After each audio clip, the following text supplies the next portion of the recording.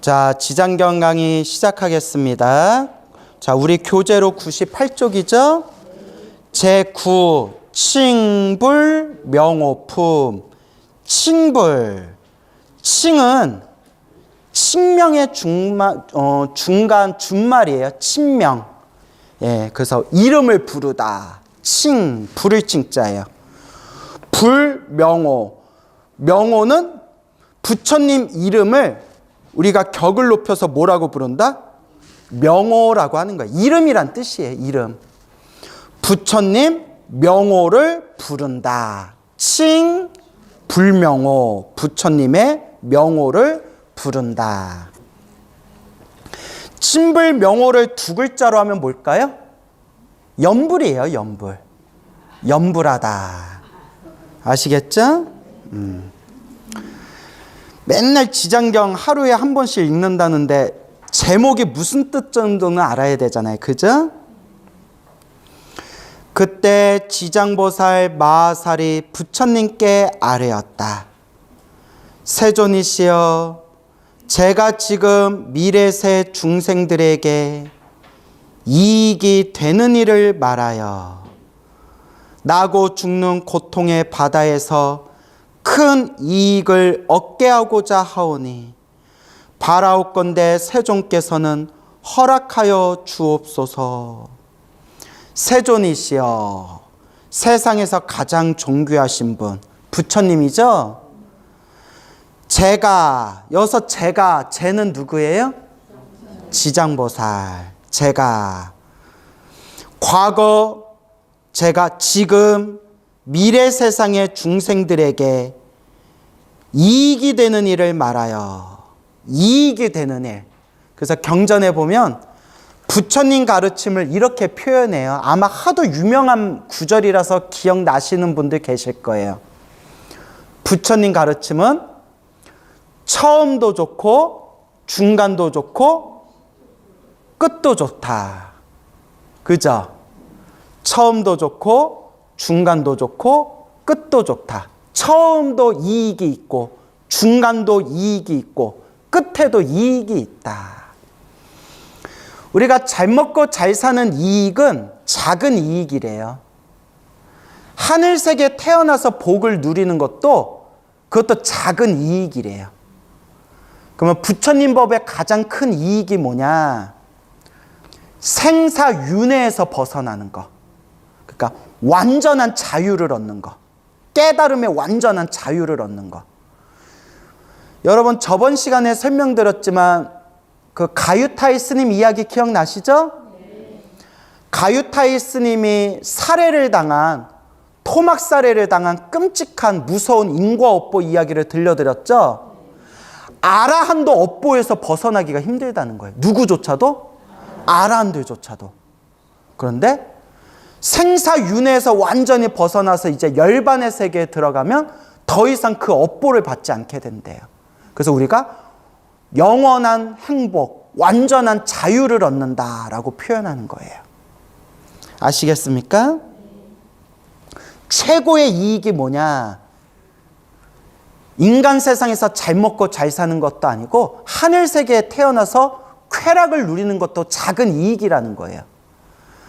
마음의 깨달음을 얻고 생사윤회, 태어나고 죽는 이 업보윤회에서 벗어나서 완전한 자유, 영원한 행복을 얻는 거. 그게 최고의 이익이라는 거예요. 근데 혼자만 누리면 소승이라고 불러요. 누구만 누리면? 혼자만 깨닫고 혼자만 윤회에서 벗어나면 그건 소승이에요. 그러니까 대승은 뭐냐? 우리 대승불교 하잖아요. 대승은 뭐냐? 내가 성불해서, 내가 부처님이 돼서 모든 중생을 다 구제하는 게 대승이에요. 이게 최상의 이익이래요. 그런 길을 걷는 분이 바로 지장보살이에요. 그래서 여기 보살 마하살이란 표현 나오죠? 보살 마하살이 최고의 보살들을, 최상의 보살들을 보살 마하살이라고 부르는 거예요. 모든 중생을 다 제도하겠다 원력을 세우신 위대한 보살을 보살 마하살. 마하살 할 때 마하살 있죠. 마하살이 뭐 맛살이란 뜻은 아니잖아요. 마하가 맞아요. 크다, 위대하다란 뜻이에요. 마하바냐 바람일다 할 때 마하. 그러니까 보살들 중에서도 위대하신 분들을 보살 마하살이라고 부르는 거예요. 알겠죠? 그리고 우리가 일반 여자 신도님들을 보살님이라고 불러도 뭐라고는 안 불러요? 마하살이라고는 안 부르잖아요. 마하살은 최상의 보살들을 뜻하는 거예요. 그래서 최고의 큰 이익은 나고 죽는 고통의 바다, 윤회의 세상에서 벗어나는 게 큰 이익이고, 혼자만 벗어나는 게 아니라 어떻게 한다? 모든 중생, 맞아요. 다 같이 모든 중생을 구제한다. 그게 대승이에요. 그 대표적인 게 우리 지장보살님. 지옥에 있는 중생들까지 다 제도하겠습니다. 지옥이 텅 빌 때까지 성불하지 않겠습니다. 그래서 지장보살은 성불을 못한대요. 왜냐? 지옥에 텅 빌 날이 온다, 안 온다? 지옥에 텅 빌 날이 안 온대요. 하도 중생들은 헤아릴 수 없이 많고 하도 업보가 두꺼워가지고 제도해도 또 지옥에 떨어지고 구제해도 또 지옥에 떨어지고. 그래서 지장보살은 영원히 성불하지를 못하신다. 근데 여기서 중요한 게 있어요. 이거 또 하나만 들으면 안 돼요. 영원히 성불하지 못하는 보살님이 지장보살이지만, 왜냐하면 지옥에 텅 빌 때까지 성불을 안 하겠다고 하는데 지옥에 텅 빌 수가 없대요. 하도 중생들 업장이 두꺼워서. 그래서 영원히 성불 못하는 보살님이 지장보살이지만 지장보살은 이미 성불한 거나 다름없다. 알겠죠? 그러니까 하나만 들으면 안 돼요. 지장보살은 성불한다 못한다? 못하는데, 못하는데 이미 뭐한 거나 다름없다? 사실 성불한 거나 다름없다. 이제 이렇게 옛 큰 스님들은 설명을 하셨습니다. 지장보살 참 좋죠. 그러니까 여러분들 지장경 한 번씩 읽을 때마다 여기 책의 빈칸에다가 지장 하나씩 찍으세요. 나중에 몇 번 읽었나 보려면 지장 몇 개 찍었나 보면 되겠다. 그죠? 뭐가 또 네예요. 나고 죽는 고통의 바다에서 큰 이익을 얻게 하고자 하오니 바라옵건대 세존께서는 허락하여 주옵소서. 부처님께서 지장보살에게 이르셨다. 그대가 지금 자비심을 일으켜. 무슨 심? 아라한도 거룩한 성자고 보살도 위대하신 거룩한 분들이잖아요. 아라한으로 빠지느냐, 보살의 길을 걸어서 성불의 길로 가느냐, 그게 무슨 심에서 차이 난다? 자비심. 그래서 제가 여러 번 설명을 드렸지만 또 모르는 분들을 위해서 자비하는데 자비의 정확한 뜻을 모르는 분들이 있어요. 그냥 뭐 자비하면 뭐 어렴풋하게는 아는데 딱 교리적으로는 잘 모르잖아요. 그죠? 그래서 자는 따라서 사랑자, 슬플비, 사랑과 슬픔. 네, 사랑과 전쟁도 아니고 사랑자, 슬플비. 왜 사랑과 슬픔이라고 하냐? 자식을 보면, 부모가 막 자식 보면 어떤 느낌이 들어요? 사랑스럽잖아요. 그래서 불보살님이 중생을 볼 때 사랑으로 바라본다는 거예요. 그래서 사랑이에요.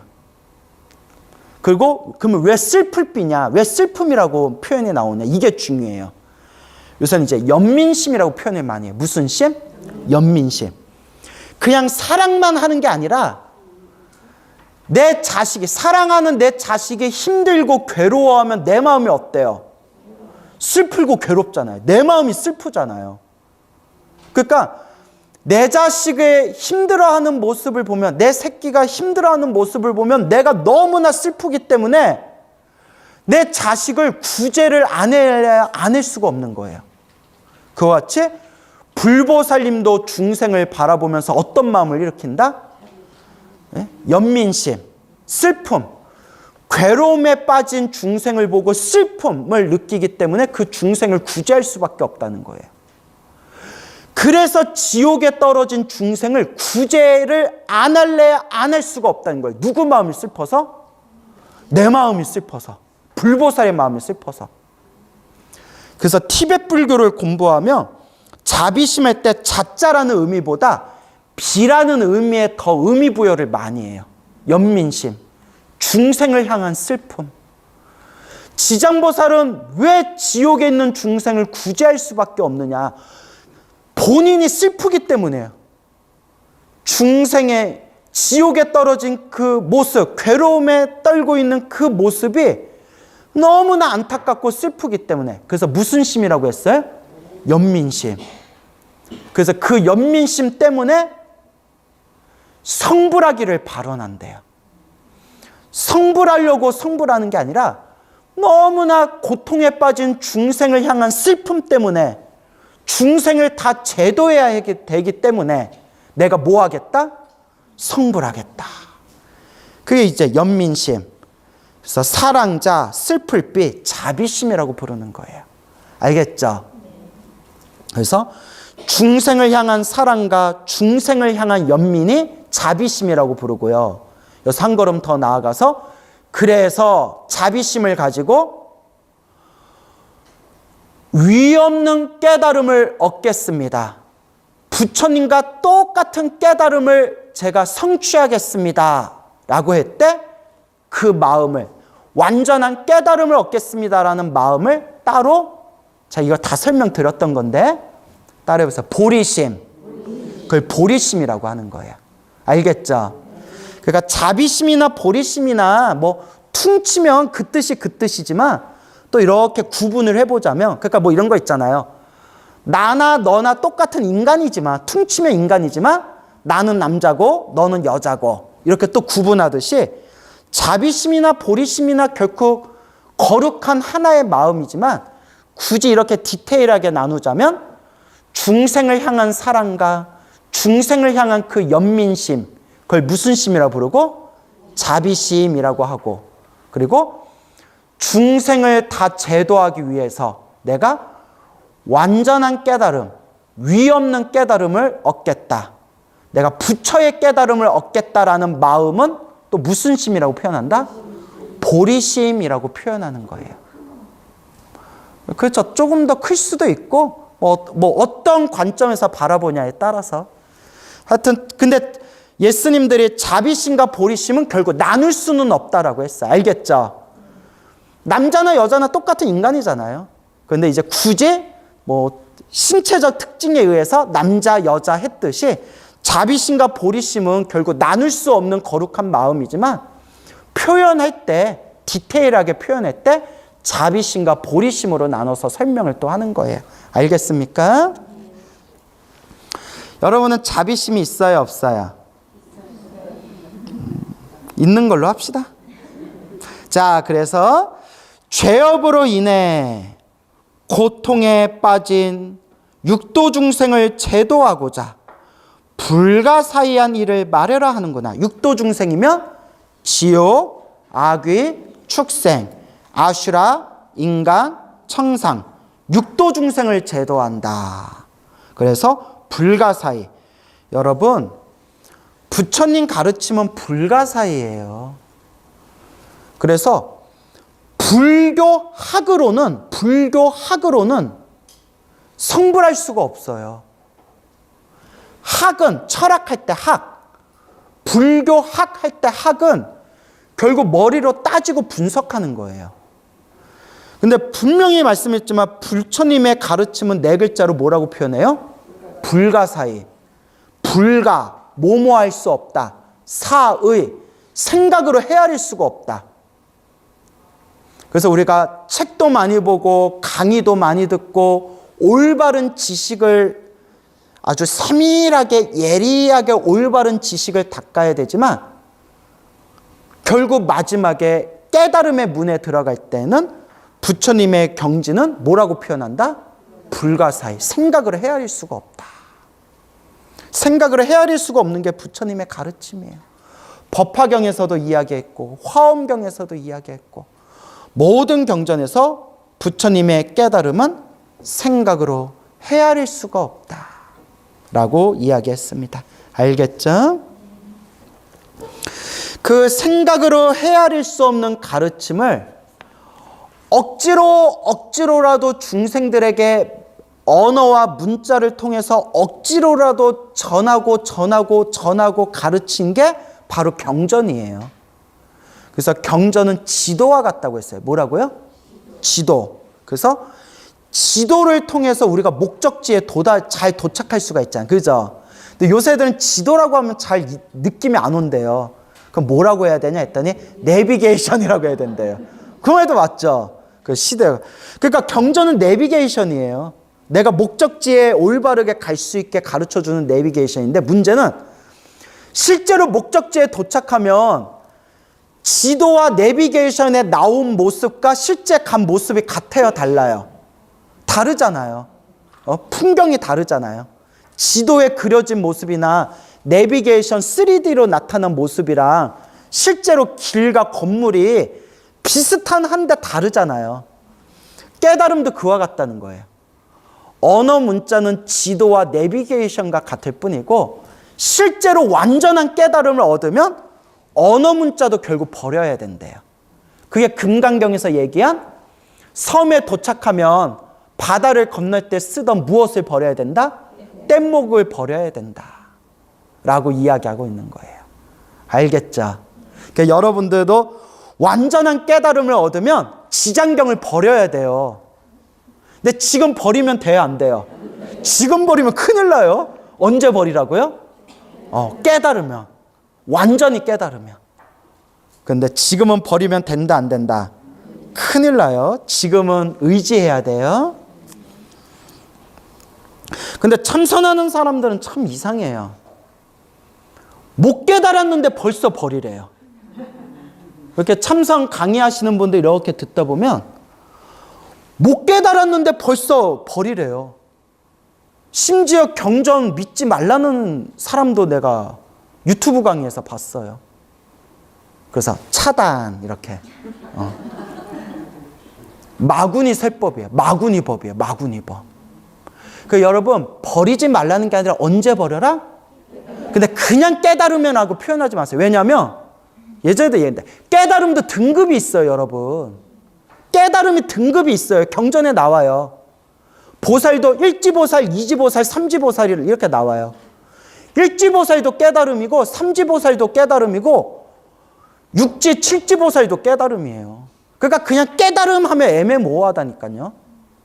그러니까 완전한 깨달음을 얻을 때. 알겠죠? 뭐 할 때? 완전한 깨달음을 얻을 때. 그러니까 어설픈 깨달음이 아니라. 지장보살은 몇 지보살이라고 배웠어요? 십지보살. 그러니까 보살행의 완성이 십지보살이에요. 그러니까 지장보살은 이미 보살행을 완성하신 분이에요.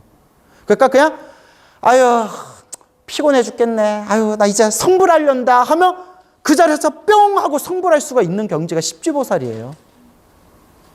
그런데 일부러 성불을 안 하고 계시는 분이에요. 뭐 하기 위해서? 중생 다 제도하고 성불하겠다. 그럼 이제 이렇게도 얘기해요. 그러면 부처님이 되고 나서 성불하면 안 됩니까? 그 말도 맞아요. 그래서 우리 팔만대장경에 보면 관세음 보살은 이미 석가모니 부처님보다 훨씬 오래전에 성불하셨대요. 제가 예전에 다 설명드렸죠. 왜 또 새로 듣는 듯한 표정을 짓냐? 내가 엄청나게 얘기했는데. 그런데 질문 한번 해봅시다. 내가 이거 엄청 자주 얘기했어요. 관세음 보살님이 석가모니 부처님보다 훨씬 이전에 성불했을 때 관세음 보살님이 성불했을 때 무슨 열애라고 불렀다고 했어요? 뭐라고요? 정법, 명왕, 열애. 기억나죠? 또 이제 와서 예 또 이러신다. 정법, 명왕, 열애. 이런 건 좀 기억해 두시면 좋아요. 알겠죠? 관세음 보살님이 석가모니 부처님 이전에 무슨 열애라고 불렀다? 정법, 명왕, 열애인데 일부러 중생들을 제도하기 위해서 관세음 보살이라는 몸으로 중생을 제도하고 계시다라고 팔만대장경에 대승경전에 그런 내용이 나온대요. 알겠죠?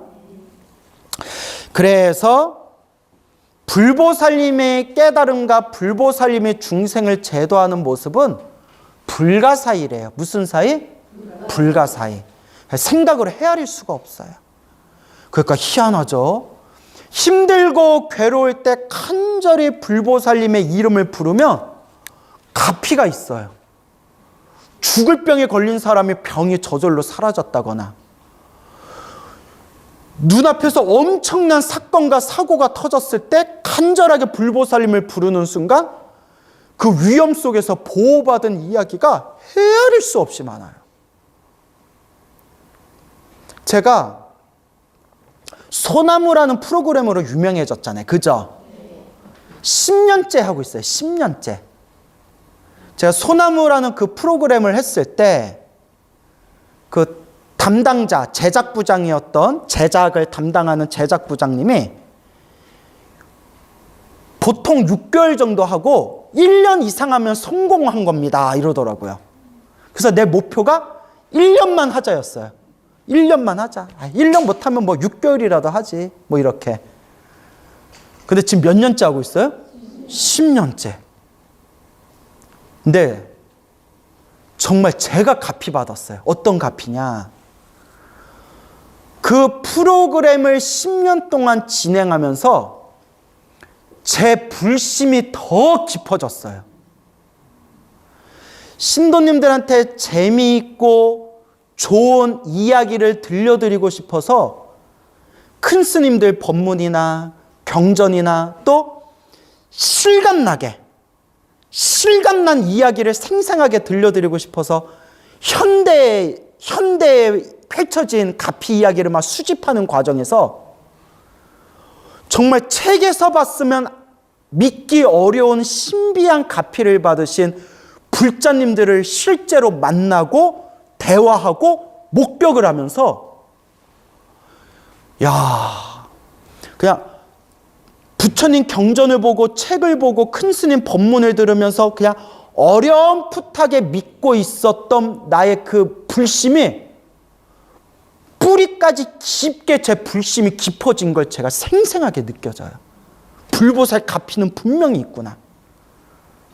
여러분들도 다들 제 불보살 가피 이야기 듣고 다 여기 오신 분들이잖아요. 그죠? 정말 생생하게 그 가피를 체험하신 분들을 내가 실제로 만나고 대화하면서 그분들이 막 눈가에 눈물이 그렁그렁하면서 스님, 제가 어떻게 부처님을 대고 제가 거짓말을 하겠습니까? 제가 드린 말씀은 조금도 거짓이 아닙니다. 그리고 눈물을 뚝뚝 흘리시는데 부처님이 너무 감사해서 눈물을 흘리는데 내가 믿습니다! 안 할 수가 없는 거예요. 제 믿음이 더 강해졌어요. 정말 부처님 가피는 있구나. 믿습니까, 여러분? 네. 뭐 끝까지 가봐야죠. 자, 그래서 부처님의 가피는 무엇이다? 불가사의하다. 그리고 이 지장경을 독경하고 지장경 기도를 하면서 가피 받은 분들이 참 많아요.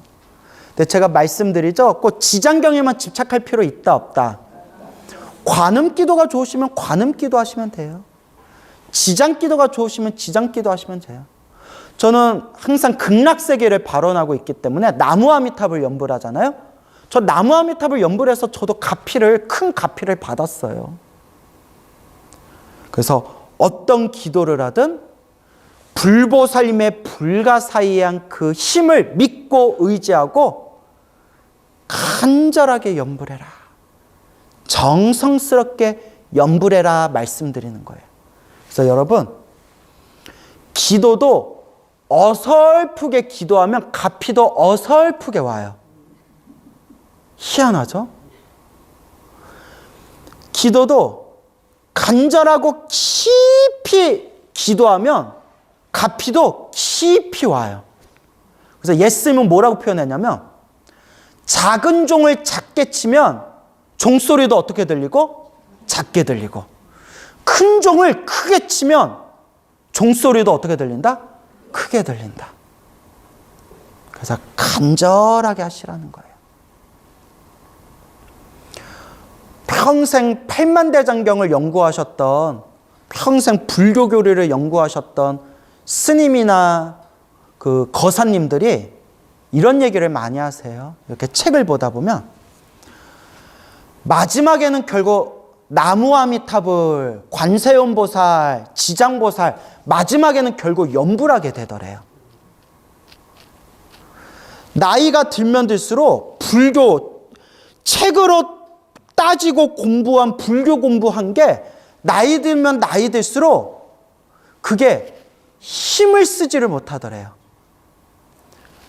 젊을 땐 몰랐는데 나이 들어서 막 몸이 아프거나 갑자기 큰 병에 걸렸거나 갑자기 마음에 뭔가 큰 어떤 우환이 있거나 할 때 젊을 땐 몰랐는데 나이 들수록 머리로 따지고 머리로 분석한 지식이 불교 지식이 별로 소용이 없더래요.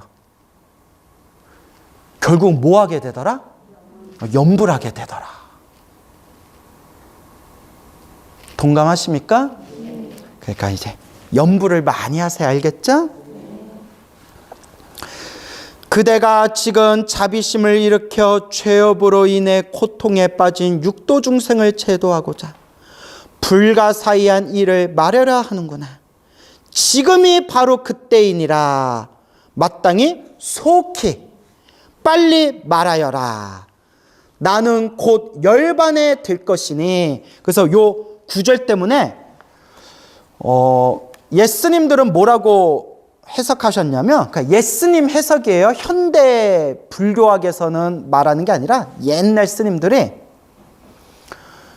이 지장경이 법화경을 설법하고 난 뒤에 설하신 거다라고 얘기하는 분들이 있어요. 무슨 경을 설하시고? 법화경을 설하시고 난 뒤에 설한 경이다. 왜냐? 그러니까 이거는 중국 불교 큰 스님들이 얘기한 거예요. 법화경이 최상의 경전이라고 하잖아요. 법화경이 부처님이 인멸하시기, 부처님이 열반에 드시기 8년 전부터 법문하신 거래요. 근데 이제 현대 불교학에서는 인정을 안 해요. 그래서 제가 얘기하잖아요. 불교학에서 말하는 게 다르고 신앙으로서의 불교가 좀 달라요. 그래서 옛날 중국의 큰 스님들은 열반경이 부처님 열반에 드시기 몇 년 전에 설법하신 거다? 8년 전에 설법하신 거다. 8년 전부터 법화경에 사상을 설하셨다. 이렇게 이제 보거든요. 그래서 그걸 근거로 뒀을 때 지장경에 나는 곧 열반에 들 것이니 라는 구절을 근거로 삼아서 지장경은 무슨 경을 설하시고 난 뒤에 설하신 거다? 법화경을 설하시고 난 후에 지장경을 설하신 걸 거다 라고 얘기를 하는 분들이 있어요. 알겠죠? 하지만 그래서 경전을 우리가 제대로 공부해야 돼요. 이것도 논리적으로 맞지 않다라고 하는 분들이 있어요. 왜냐? 우리 지장경 첫 페이지에 보면 지장경이 펼쳐진 이유가 서가모니 부처님이 어디에 가셔서 법문하신 거예요? 도리천. 왜 도리천에 왜 가셨죠? 어머니 마야 부인을 제도하기 위해서, 성불하고 난 뒤에 어머니를 제도하기 위해서 도리천에 가셔가지고 법문을 해주신 게 요 지장법문이잖아요. 그죠? 근데 여기서 이제 또 엄청난 논리적 오류가 생겨요. 뭐냐? 책마다 다른데, 책마다 달라요. 근데 보통 우리가 부처님의 생애를 공부해보면 부처님이 어머니 마야 부인을 위해서 도리천에 올라가신 게 40대 때 일이래요. 몇 살 때? 40대 때. 책마다 좀 나이 차이는 있지만 보통 40대 때. 그러면 부처님이 몇 살에 돌아가셨어요?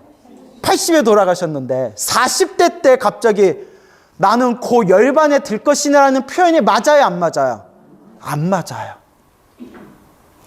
그래서 현대 불교학에서는 지장경 자체가 후대에 만들어진 경전이라고 해요. 지장경 자체가 후대에 만들어졌다. 그런데 제가 지장경 강의하면서 여러분들 헷갈리지 말라고 제가 여러 번 말씀드렸는데,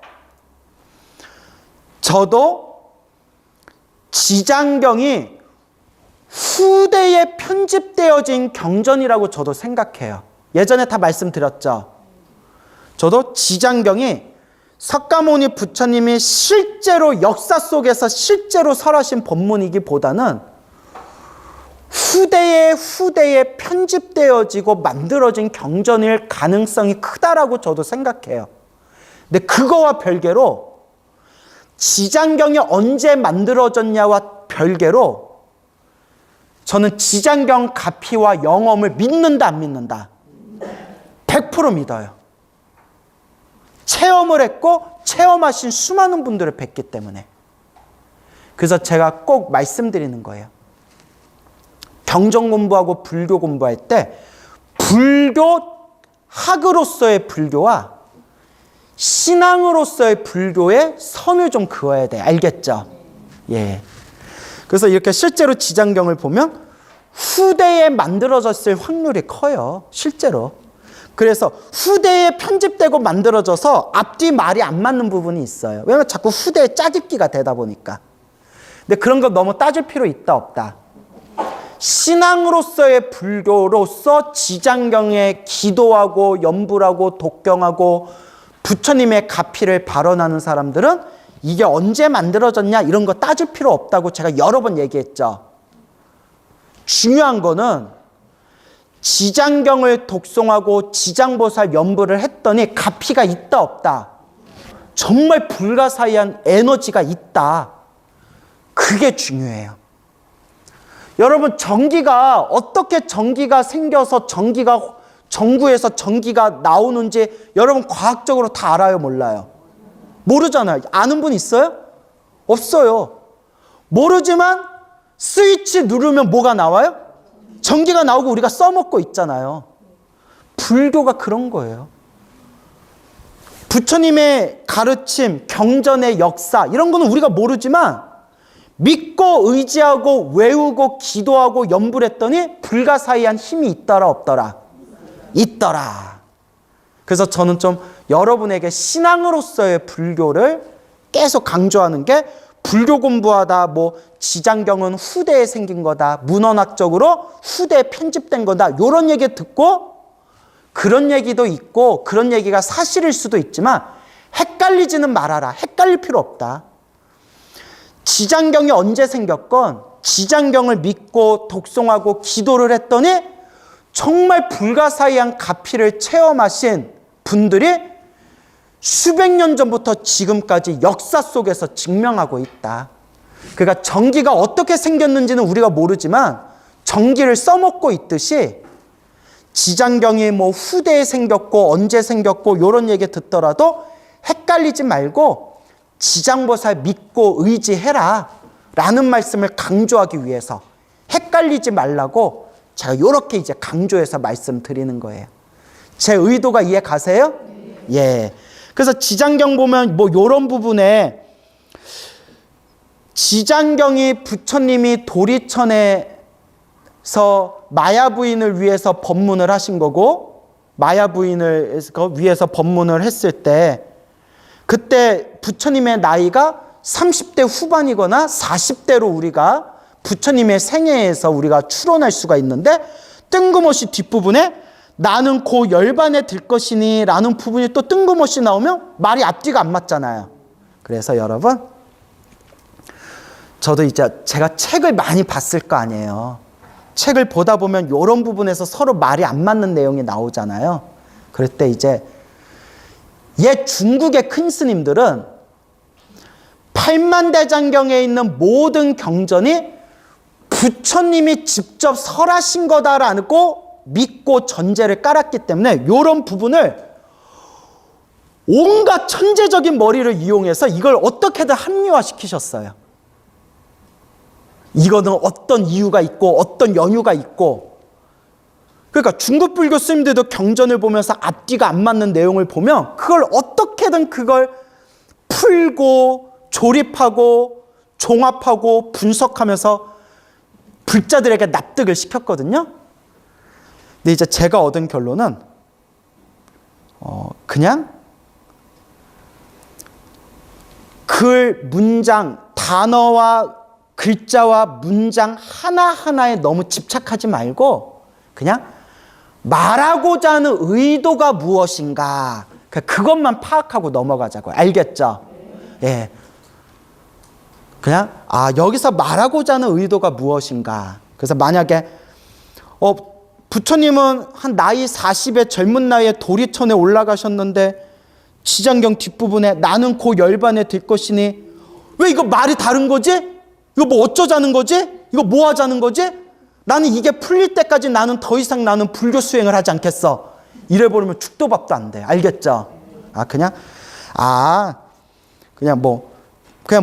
우스갯소리로 부처님이 지금 나이가 40이신데 아직 돌아가시려면 한 40년은 남았는데 우리 불자들한테 야, 나 이제 얼마 안 있으면 떠날 테니까 지장보살 얘기 좀 잘 들어라고 그냥 우리들 일깨워 주려고 이런 표현을 쓰셨나 보다. 뭐 예를 들어서 알겠죠? 그러니까 그런 식으로 요 문장에서 말하고자 하는 교훈이 무엇인가 그냥 그 정도만 이해하고 넘어가시면 돼요. 알겠죠? 예. 그래서 나는 고 열반에 들 것이니 근데 부처님의 생애의 입장에서 보면 몇 년 남으셨어요? 한 40년 남으셨어요. 근데 이런 거 너무 따지면 된다 안 된다? 따지면 안 돼요. 죽도 밥도 안 되더라고요. 말하고자 하는 의도가 이제 이렇게 표현해요. 부처님이 고 열반에 들 것이고 고 열반에 들기 전에 지장보살한테 말해라, 빨리 말해라 라고 하셨죠. 부처님이 이미 지장경에 나온 내용이에요. 당신이 열반에 드시고 미륵부처님이 다시 출현할 때까지 당신의 뜻을 누구에게 부촉하겠다는 표현이다? 지장보살에게 부촉하겠다는 표현이다. 이렇게 이제 해석해 볼 수 있습니다. 알겠죠? 그대가 원을 다 이루게 되면 나 또한 현재와 미래의 모든 중생들에 대한 근심을 놓게 되리라. 그래서 여기서 나는 고 열반에 들 것인데 지장보살이요. 그대가 원을 다 이루게 되면 나 또한 열반에 든다 하더라도 근심한다, 근심하지 않는다. 현재와 미래의 모든 중생들에 대해서 내가 근심하지 않을 것이다. 누구를 믿으니까? 지장보살 그대가 있으니까. 이제 이런 의미로 이해하시면 되겠습니다. 알겠죠? 여기서 마치겠습니다.